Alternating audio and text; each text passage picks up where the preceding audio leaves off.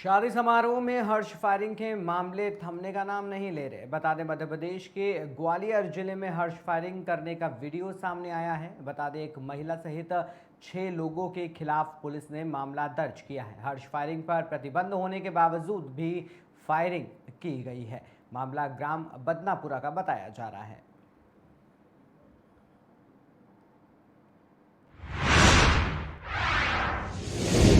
देवरिया जिले के सलेमपुर थाना क्षेत्र के नदावर पुल के समीप एक खराब कंटेनर सड़क के किनारे खड़ी थी। काफी समय से उसके खड़े होने के चलते जनता ने इसकी सूचना पुलिस को दी। पुलिस ने मौके पर पहुंचकर जांच की तो पता चला कि कंटेनर में पशु है। पुलिस ने कंटेनर को अपने कब्जे में लेकर विधिक कार्रवाई शुरू कर दी।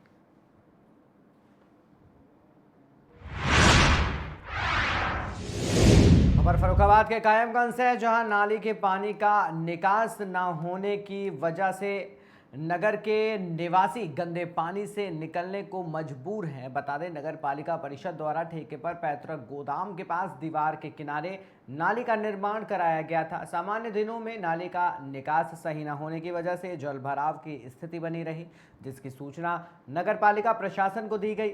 सही मानक सामग्री न होने से नाली से गोदाम की एक दीवार जल भराव के कारण गिर गई, जिसके बाद जल भराव की स्थिति के कारण गोदाम की अन्य दीवारों को भी खतरा उत्पन्न हो गया और गोदाम के आसपास कई लोगों के मकान बने हुए हैं। भविष्य में आसपास बने मकानों में भी जनहानि की प्रबल संभावनाएं बढ़ सकती हैं।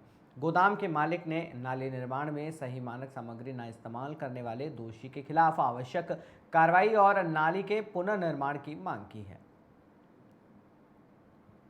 कहाँ के रहने वाले हो? अरे क्या कर अच्छा, ये कैसे दीवार गिरी है? ये नाली कैसे टूटी है?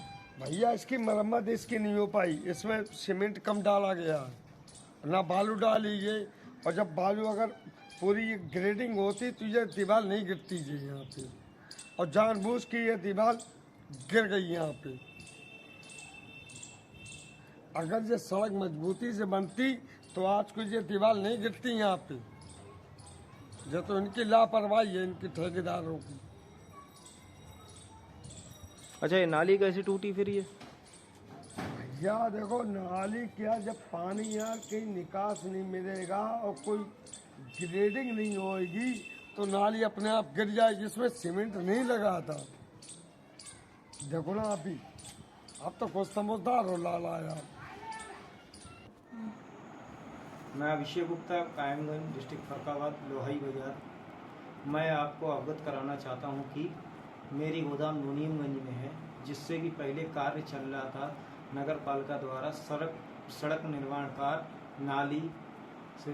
इसकी एप्लीकेशन मैंने एसडीएम साहब को पहले दी थी कि घटिया काम हो रहा है, सीमेंट वगैरह कोई भी चीज़ अच्छी नहीं लग रही है, कभी भी किसी के साथ उसमें दुर्घटना हो सकती। मेरी गोदाम में एक खंडर है, उसमें मैंने सूचना नगर पालिका में दी थी।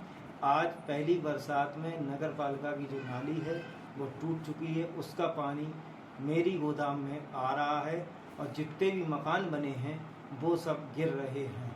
उसमें मेरी कोई जिम्मेदारी नहीं होगी। अगर कोई भी उसमें गिरते हैं या कुछ होता है, ये सब नगर पालिका द्वारा होगी। कहाँ के रहने वाले?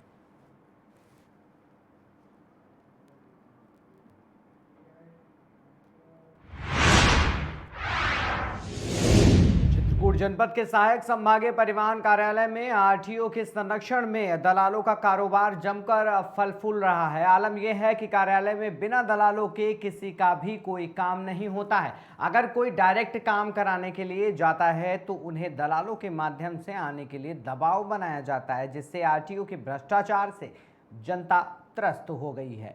जिसके बाद चित्रकूट के सदर विधायक अनिल प्रधान ने परिवहन मंत्री और प्रमुख सचिव परिवहन को पत्र भेजकर कार्रवाई करने की मांग की है।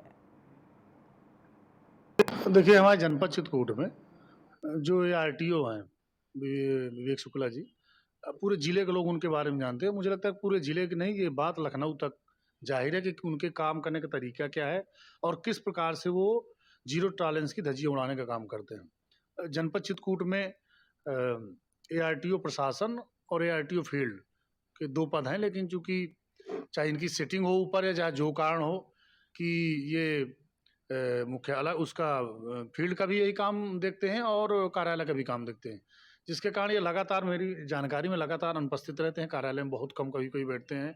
कार्यालय में आप देखेंगे तो इनके यहाँ पूरा भ्रष्टाचार का एक अड्डा है।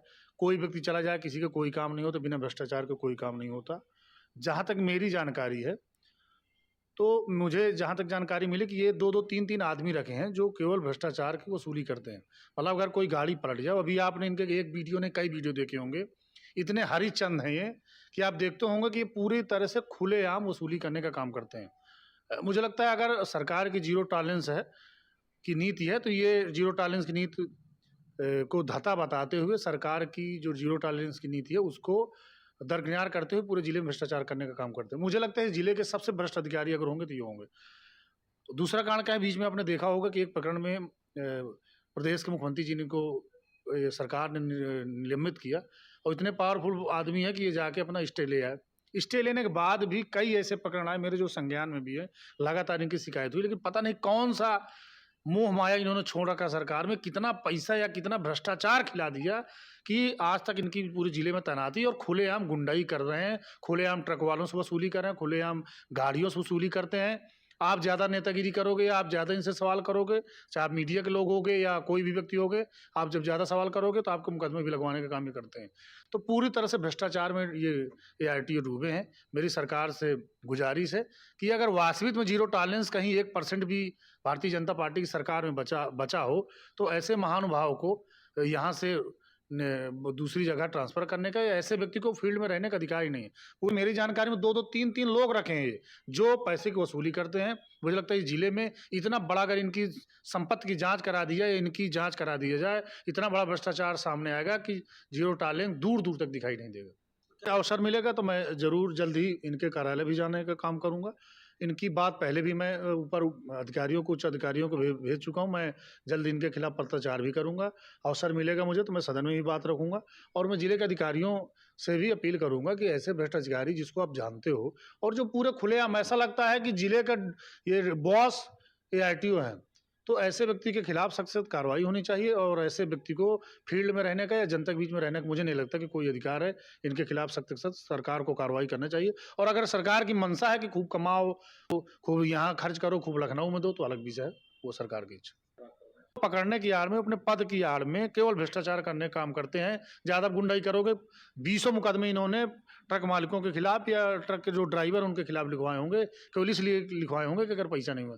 पैसा मिल गया तो कोई बात नहीं, अगर नहीं मिला तो अपने पद का दुरुपयोग करके और जो अधिकार है उसका दुरुपयोग करके ये लोगों के खिलाफ गलत मुकदमे लिखवाने का भी काम करते हैं। लेकिन मैं ये जानता हूँ कि पूरे जिले की जनता ऊब चुकी है इनसे। कोई भी 1% काम हो जाए बिना पैसा लिए काम नहीं करेंगे। और एक बार नहीं, इनकी बेइज्जती भी अभी मुझे याद है, पिछली अभी जो अनुश्रवण समिति की हमारी मीटिंग हुई थी, माननीय विधानसभा अध्यक्ष जी ने इनको बहुत डांटा था और इनके खिलाफ प्रोटोकॉल उल्लंघन की शिकायत थी। ये इतनी बदतमीजी करते हैं, जो महिला हमारी विधायक हैं उनसे भी बदतमीजी करने का काम करते हैं। लेकिन सरकार का संरक्षण होने के कारण मुझे लगता है इनका ट्रांसफर या इनके खिलाफ कार्रवाई नहीं हो रही। लगातार कोशिश करूंगा कि सरकार इनकी जो बातें हैं, इनकी जो चर्चित व्यक्ति हैं, इनकी बात मैं वहाँ सदन सरकार तक पहुँचाऊँ और इनके ऊपर सरकार कार्रवाई करे, ऐसा मेरा निवेदन है। देखिए हमारी